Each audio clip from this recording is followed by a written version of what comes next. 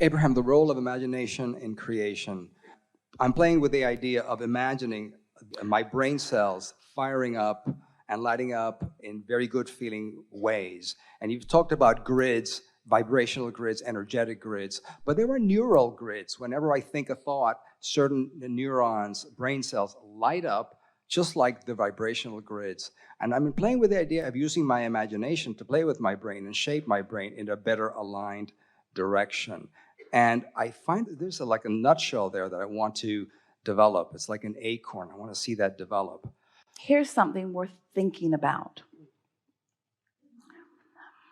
You know how your engine of your vehicle is doing its thing? You've put fuel in the tank, and there's some system that is causing a combustion that is giving propulsion to the whole experience. And while you could study how that's happening, and you could even make a little place for yourself under the hood where you're monitoring and being part of the engine process. Usually it's just better to get in your car and go where you want to go with it. And so you used a word here that we are very eager to chew on a little bit, and that's that word imagination. Because imagination, image, active image, unconditional, because I'm not looking at something and observing it. I'm not looking and observing. Actually, without even knowing it, I've found a vibrational stance which is causing the images. I have found a vibrational stance that is causing the images, and I'm receiving the images. I'm not imagining, I'm allowing myself to be imagined in. So, Abraham, did you just say I'm not the thinker of my thoughts? Mm-hmm. You are the achiever of the frequency that allows you to receive and translate the vibration into a thought. So, Esther was visiting with a friend the other day who is not part of this work. She is Esther's hairdresser. And so she was talking about some things she sees. And Esther was explaining to her, Esther said, I find this place where I can translate into words. And you are finding a place where you are translating into images. That's what imagination is. Now, those images come to you from some vibration somewhere. If you've been worried about a lot of things, if you've been convinced that there's evil in the world, if it doesn't matter what it is that you're believing, there is a vibration that you're translating into images. So what we really want to say is we want to get way down the road to step 12 so that you are consistently in sync with who you really are, and then allow yourself to be the receiver of what you're calling imagination, which we are calling translating vibration into the pre-steps of what you later will experience as reality. Does that make sense to you? Perfect sense. Great clarity. I'm creating fertile ground for my imagination. That really is the best way to look at that. Years ago, Jerry he wrote a paper, but he was wanting to let a whole body of his work be about turning thoughts to things. Turning thoughts to things. And we want to take that idea further by saying, allowing the vibration to become the thought, to become the thing. You're not turning anything to anything. Things are just becoming, because the law of attraction is making sure of that. And when you posture yourself in a way that you allow that, so your entire work must be about getting yourself in the receptive mode, which just means get happy. Don't work on your imagination, get happy. Don't try to figure things out, get happy. Don't try to solve the problems of the world. Ignore the problems of the world or you will not solve them. Now, let's be clear about this. You can't really ignore them because they're in your face. They're really in your face.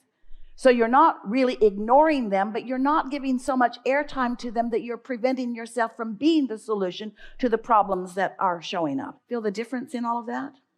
So the vibration of the question and the vibration of the answer are very different vibrations. So you were somewhere, maybe in one of those earlier steps, when you asked an important question and launched an important solution into being. But now where are you in relationship to the solution? Are you more a vibrational match to the solution or the problem? And you can tell by the way you feel, because you cannot be both at the same time. It's one or the other. So that's what we want to say to you. Decide that your dominant intent, always, what you mean most to do right here, right now, whenever it is to be in the receptive mode, which means you're going to take the path of least resistance from where you are right now. So, could someone write a book that says, people of planet Earth, this is the manual of the path of least resistance. Take these steps. Take these steps. Or does everyone stand in their own unique place in relationship to where they are and who they have become? And is the path of least resistance something that's moving about for them, that they're just finding the vibe of? So, let's say, in the case of our friend we were talking with earlier, that he is standing right here, right now, in a business that is doing well. And the path of least resistance for him is for it to do even more, wanting his business to grow. He has a certain structure of his business right now that cannot right now accommodate his ambitions.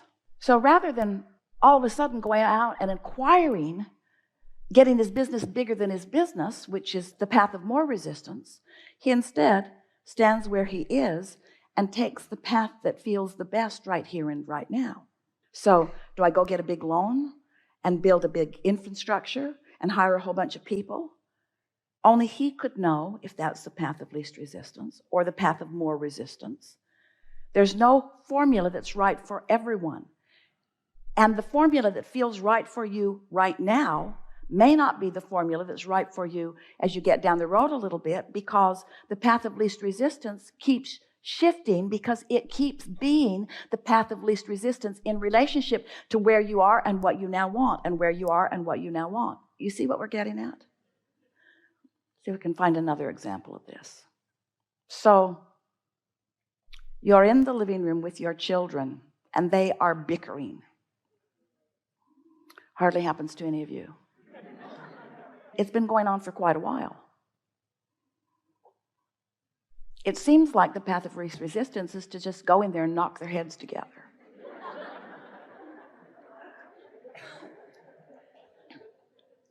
After all, that's what your parents did. But you don't live in the same environment that you lived in then. And so that doesn't quite feel like the path of least resistance. And so you think, I'm going to get in this and I'm going to understand them. So you follow what you feel is the path of least resistance, because it feels like either knock their heads together or talk with them about it. So you go and talk with them about it. And what each of them does is volley for their defense.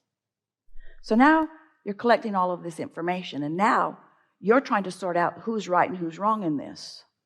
And suddenly you realize this wasn't your path of least resistance. You kind of wish you'd just knocked their heads together. But you decided earlier that that wasn't the path of least resistance. And so now you're here. You're not going to knock their heads together. But also, now getting in the middle of this, you can feel is not the path of least resistance, because it's not getting better. They're more defensive. Everybody's talking louder. They want you to be the arbitrator. You know you don't create their reality. You create your own. So now another path of least resistance is sort of lighting up. And the thought occurs to you, because your desire is strong and you're not too far from it, from your alignment. Maybe I'll just let them work this out. Maybe I'll let them have the life experience. That gives you a feeling of greater ease. Now, the parenting book said, never do that. The parenting book said, never go in and lay down the law and then just walk off. But you can feel that you're getting nowhere doing what you're doing, and that things are escalating rather than softening. And so you decide you're going to take the path of least resistance. And so you say to them, my tendency is to send you to your room, but I've decided instead I'm going to mine.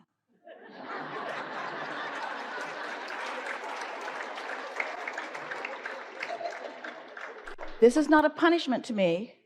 I'm saving my own life. I can't sort this out for you. It's not my job to sort this out for you. I don't have enough years left to get to the bottom of what's going on between you guys. And so I'm just doing what's best for me. And I would encourage you to do that too. Now, that sounds absurd if you've been reading parenting manuals, but we want to say to you, only what feels best to you is the best path for you. And the more you allow yourself to be in the receptive mode, to receive the impulse or the inspiration that gives you that feeling of relief, the more you will realize that, oh, there is such a clear path for you, and that Source has lighted it all up.